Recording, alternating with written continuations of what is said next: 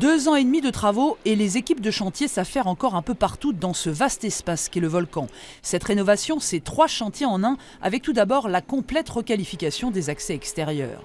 Précédemment, on avait une grande terrasse fermée et quand on était dans la place basse, on n'avait aucune relation visuelle entre la place basse et l'espace environnant. Ces travaux, côté rue Racine, ont fortement impacté les commerçants. Ils seront achevés début avril. Il suffit en revanche de regarder ce trou béant, là où se trouvait à l'époque la scène du petit volcan, pour se rendre compte qu'il faudra attendre un peu, et même beaucoup, 1 an, pour voir livrer la future bibliothèque. On est en train de finir de percer toutes les baies qui vont distribuer la lumière naturelle de part et d'autre pour les zones où les livres et les rayonnages vont être disposés. Mais avant tout ce travail, c'était beaucoup moins spectaculaire, mais tout aussi important.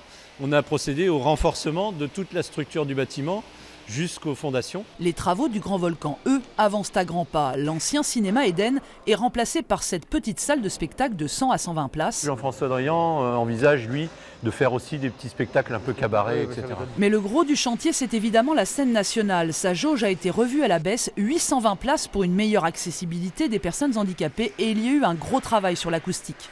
On a 2 configurations, une configuration théâtre qui favorise l'audition de la voix des acteurs et puis une version concert pour bénéficier du volume acoustique que l'on a au-dessus de notre tête pour avoir une salle un peu plus réverbérante.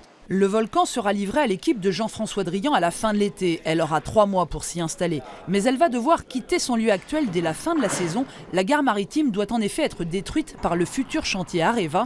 Les prochains spectacles seront donc programmés un peu partout dans l'agglomération havraise pendant quelques mois. Ça oblige à se tourner vers d'autres types de spectacles, ça oblige à construire très différemment les équilibres. Elle comportera beaucoup de petites pépites qui vont jouer devant quelques dizaines de personnes dans un premier temps pour arriver au très grand spectacle que nous n'arrivions plus à proposer au Havre depuis quelques années. Le Grand Volcan ouvrira au public en janvier 2015.